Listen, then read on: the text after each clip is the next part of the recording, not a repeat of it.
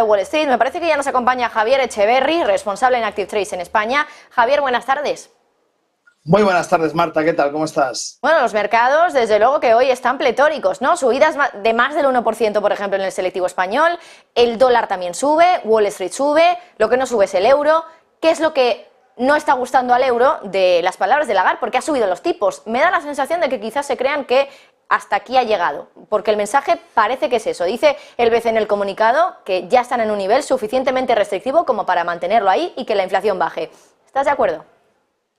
Bueno, en principio yo creo que lo que hace que el dólar siga estando por encima del euro y que siga teniendo más fuerza es que los tipos de interés están más altos en Estados Unidos que en Europa, y eso indefectiblemente hace que la divisa americana sea mucho más fuerte que la europea en este momento.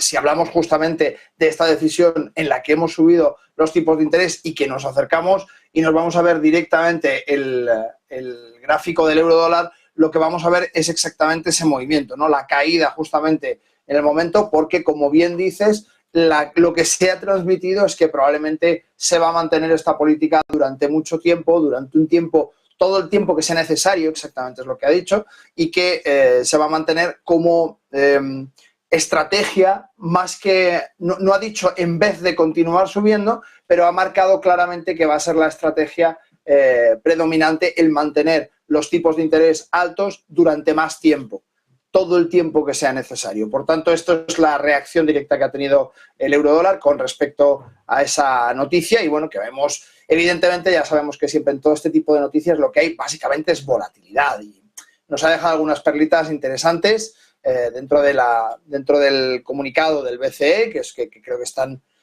muy en línea con lo que querían hacer. En definitiva, siguen manteniendo esa política todavía un poco halcón, un poco hawkish, viendo que van a seguir adelante y que siguen apostando por la lucha contra la inflación en vez de por la lucha contra la recesión.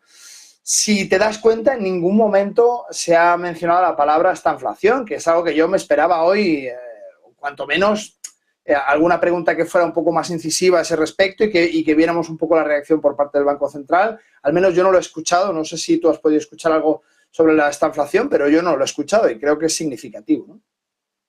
La estanflación, por lo menos yo no he oído ninguna pregunta, me parece bastante relevante. Sí de recesión, de inflación también, pero el concepto de estanflación no.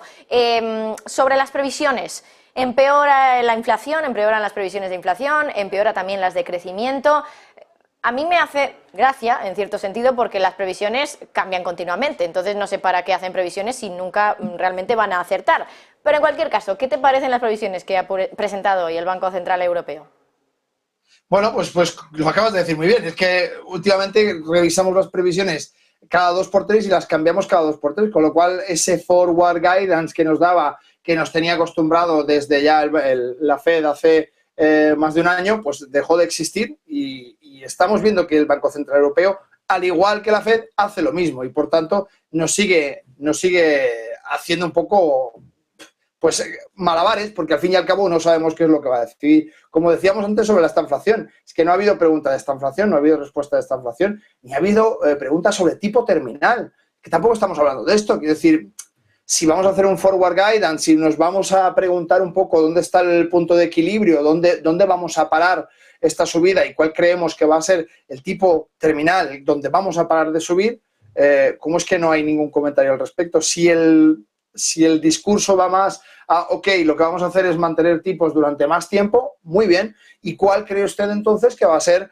ese tipo terminal? No ha habido ninguna pregunta, o que al menos que yo haya escuchado, y no ha habido ningún comentario al respecto. Así que los dos escenarios para mí más importantes, que son el de estanflación, que es la peor pesadilla del Banco Central Europeo y de cualquier banco central, y el tipo terminal, no lo han tocado en la rueda de prensa, con lo cual, bueno, a mí me dejan un poco frío, la verdad.